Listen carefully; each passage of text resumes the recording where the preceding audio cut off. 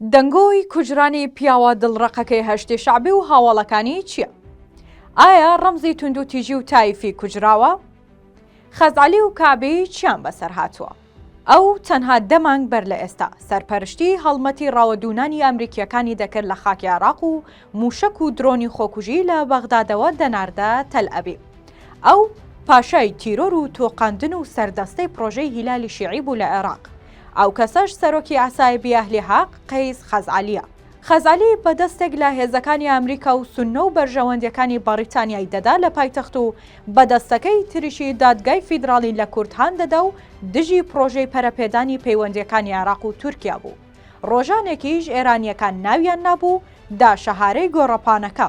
بەڵام ئێستا نە هاوژین و منداڵەکانی و نە میلیشیا و هێز و هاوپەیمانەکانی و تەنانەت پاسەوانەکانیشی نازانن ماوە یاخود بە درۆنە شەبەح و نهێنیەکانی ئیسرائیل ئەویش وەکو هاوڵەکانی پارچە پارچە کراوە. میدیا ناوچەیەکان بە پشتبەستن بە چەند زانیاریەکی تایبەت دەڵێن دوو جەمسەری کارە و کاریگەری 8 بە درۆنی ئیسرائیلی پێکراون، یەکێکیان لە بەغداد و ئەوەی دیکەش لە تاران. بەڵام تا ئێستا میدیای فەرمی میلیشیاکان نقەی لێوە نایەت و جگە لە دانانی دوعا و سەڵاوات هیچ هەواڵێکی نییە. پێش 2 هەفتە دەنگۆیەک بڵاو کرایەوە کە گوایە قەیس خەزعەلی لە ناوچەی هەورامان و لە نزیک بیارە پێکراوە و بە برینێکی سەختەوە گەیاندراوەتە تاران. بەڵام دوای چەند نەشتەرگەریەک و دوای بڕینەوەی قاچەکانی بە هۆکاری سەختی برینەکەی گیانی لەدەستاوە. جگە لە هەواڵی پشتڕاستکرانەوەی کوژرانی پاشای تیرۆر و بیری مەسەبی هاوکات دەنگۆی کوژرانی سەرکردەی دووەم ناجی کەعبی لە نێو بەغدادی پایتەختی عێراق هەیە. ئەگەر هەواڵ و زانیاریەکانی کوژرانی دوو کاریگەرترین سەرکردەی 8 پشتڕاست بکرێنەوە، ئیدی پرۆژەی هیلالی شیعی و بەرەی هەشتی شعبی لە عێراقدا گورزێکی دیکەی پێدەکەوێت.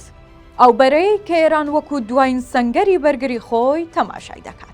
ئیسرائیل لە جەنگە نوێکەیدا بە پێچەوانەی ئێرانیەکان و دەست و پەیوەندیەکانی زیاتر پەنا بۆ لێدان لە جومگە هەستیار و گرنگەکان و لێدان لە سەرگەورەکان دەبات کە بۆ ڕێگایە دەیەوێت هەم جەنگی خۆی فراوان نەکات و هەمیش بە کەمترین زیان زۆرترین سەرکردە و بەرپرسی کارە و ناوەندی گرنگی شیعەکان خاپور بکات کە بەوەش هەر پێش داخلبوونی جەنگەکە دەباتەوە.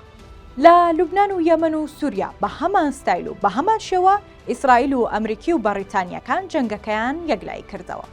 بەتایبەت لە سووریادا کە لە ماوەی 2 ساڵی ڕابردوودا زیاتر لە 454 فەرماندەی باڵای ئێران و سووریا و گروپەکانی کوشتن. تا وای کرد کاتێک بەرەی تەحریر دەستی بەجوڵە کرد گروپەکانی سەر بە ئێران تەنها فەرماندە ناوەندیەکانیان مابەوە. پێدەچێت جەنگە نوێیەکەی ئیسرائیل لە عێراقیش بە هەمان ستایل و تاکتیک بێت و پێکانی خەزعەلی و کەعبیش دوو نمونەی سەرەتای هێرشەکان بن.